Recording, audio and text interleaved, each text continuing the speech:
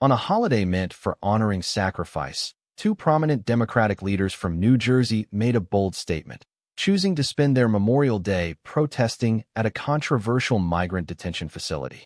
But was this a genuine call for humanitarian reform or a politically charged performance? Before we dive into the details, if you want to stay on top of everything happening in U.S. politics, hit that subscribe button right now and leave a like. It really helps this channel grow.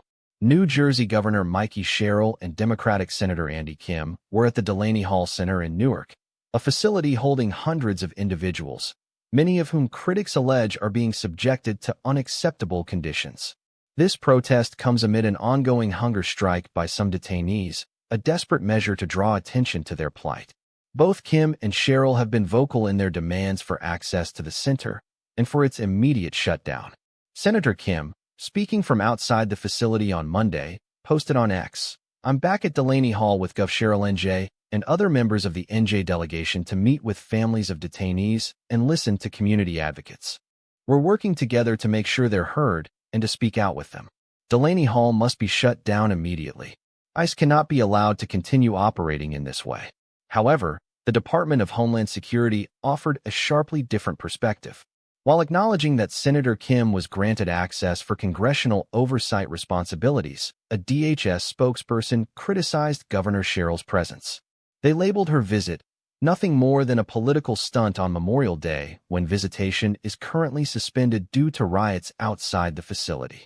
The spokesperson further alleged that approximately 125 agitators surrounded Delaney Hall detention facility, many carrying anti-ICE signs and Antifa flags. They formed a human chain around entrances to the facility and set up barricades, blocking all entries and exits. This incident is not the first time Delaney Hall has been a flashpoint.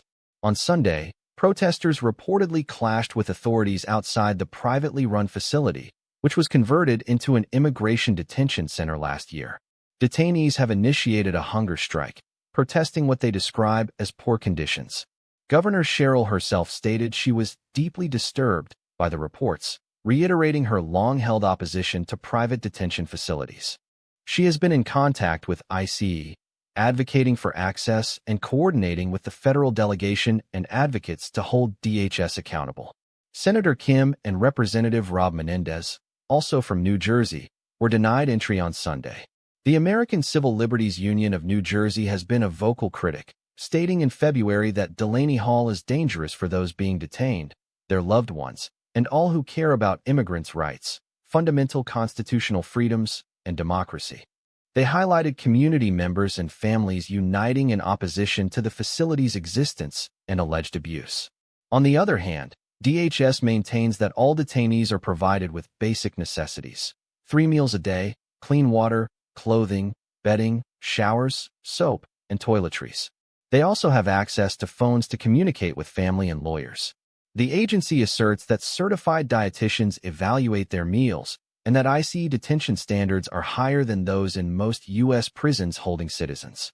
Furthermore, DHS claims detainees receive comprehensive medical care, including medical, dental, and mental health services, with 24-hour emergency care available, suggesting that for many, this is the best health care they've ever received.